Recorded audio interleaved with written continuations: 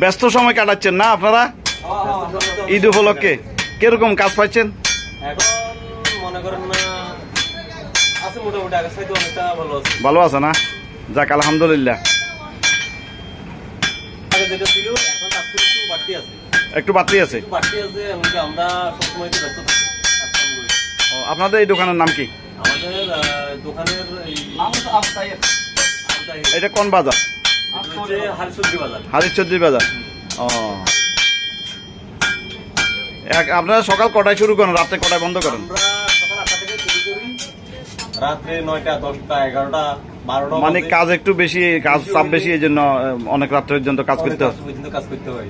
ঠিক আছে, ধন্যবাদ।